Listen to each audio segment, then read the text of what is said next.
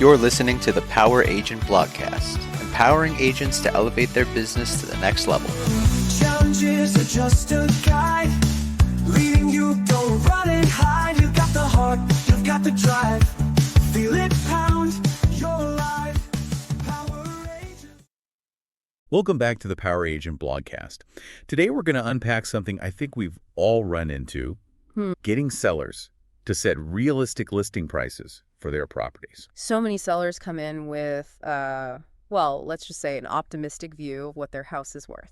You think? I mean, we've all had those clients who are convinced their house is worth a fortune just because they spruced up the kitchen a little bit. Right, like a fresh coat of paint, and suddenly they think they're sitting on a gold mine. Exactly.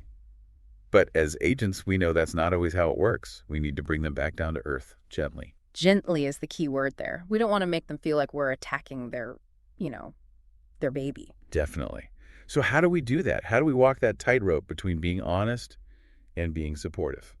Well, I always find analogies can be helpful. Like, imagine you're putting on a Broadway show. A Broadway show. Yeah, bear with me. You wouldn't charge top dollar for a small production in a tiny theater, right? I guess not. But you also wouldn't expect to fill a stadium if you were practically giving tickets away. The venue and the production, they have to match the price you're asking. So you're saying we need to help sellers see their home as the production and the current market as the venue. You got it. And just like a producer needs to understand the market for theater tickets, sellers need to understand the market for homes in their area. Okay, that makes sense.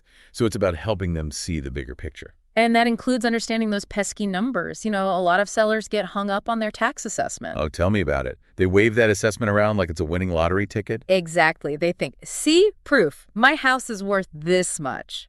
But let's be real, those assessments are often way outdated. They don't capture the nuances of what's happening in the market right now. So how do we tell them that without bursting their bubble? Because for some sellers, that tax assessment is like their holy grail. It's all about shifting the conversation. We need to move them away from what I think my house is worth to what will buyers actually pay for a house like mine in this market. Okay, I like that. So we're appealing to their logic. Right. And one of the best ways to do that is to show them the cold, hard data. You mean like comparable properties? Exactly. Show them what similar homes in their neighborhood have actually sold for recently. I've found that those side-by-side comparisons can be really eye-opening. Totally. It helps them see the patterns, They start to understand that their emotional attachment doesn't always equal dollar signs. Because we all know those emotions can run high when it comes to selling a home. Oh, absolutely. And sometimes those emotions manifest as fear. Fear of leaving their home, fear of the unknown, fear of not getting the price they have in their head.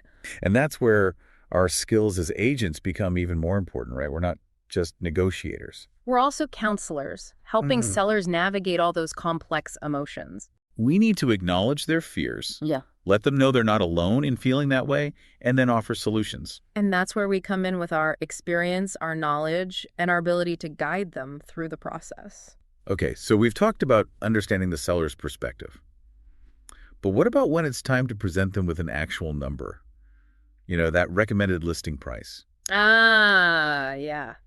That can be a delicate dance. No matter how much prep work you do, there's always a chance of some sticker shock. Oh, for sure. You can see their face kind of fall when you tell them. So how you frame it is really important. Like, what do you mean?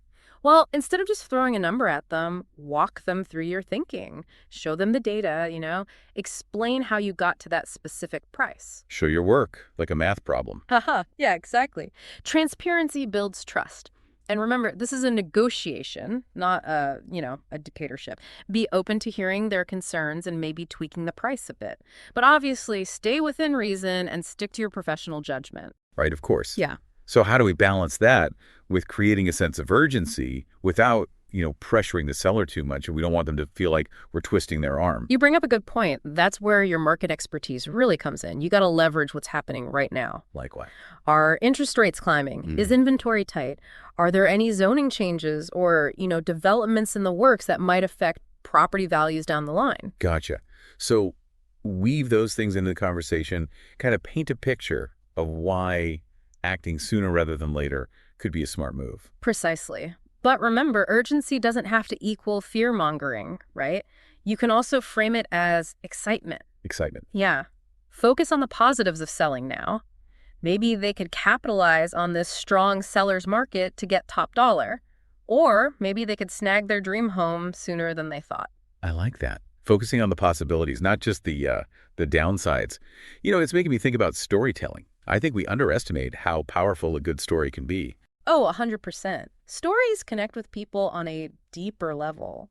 They take all those dry facts and figures and turn them into something relatable, something human. So instead of just saying, hey, trust me, this price will get your house sold faster, we could tell them about, I don't know, a past client who was hesitant to lower their price, but ended up getting an even better offer than they expected when they did. You nailed it. Use those real-life examples. Choose stories that speak to the seller's specific concerns. Show them that you've helped people just like them navigate similar situations and come out on top. It's like saying, look, I've been there. I get it. I can help you through this too. Exactly. It's about building that trust and that personal connection, because at the end of the day, we're not just selling houses, we're building relationships.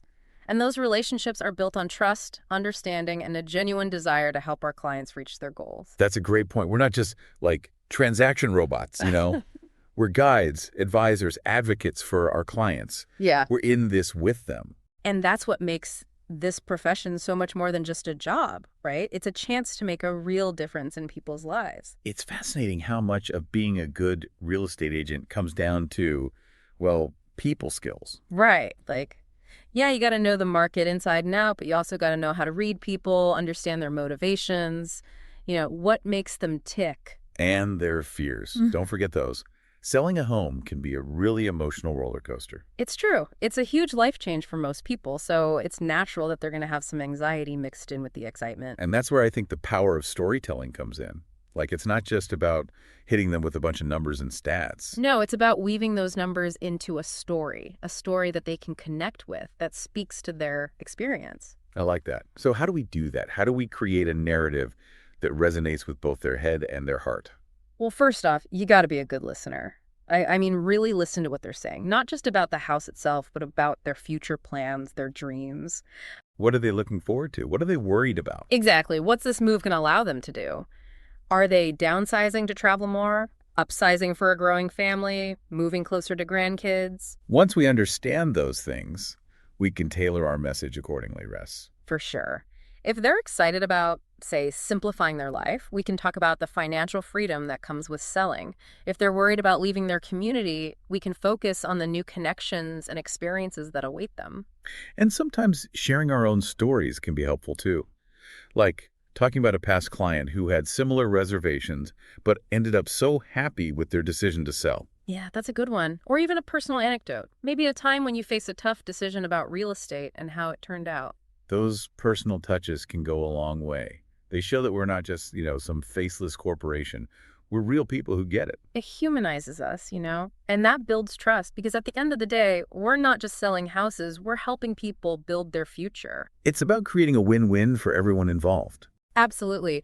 When the seller feels confident and supported, the whole process just flows smoother. Well, this has been another great conversation. I hope our listeners are walking away with some solid strategies for guiding their sellers toward those all-important, realistic listing prices. Yeah, me too. Remember, it's about trust, expertise, and telling a good story. That's the PowerAgent Blogcast for today, folks. We'll catch you next time.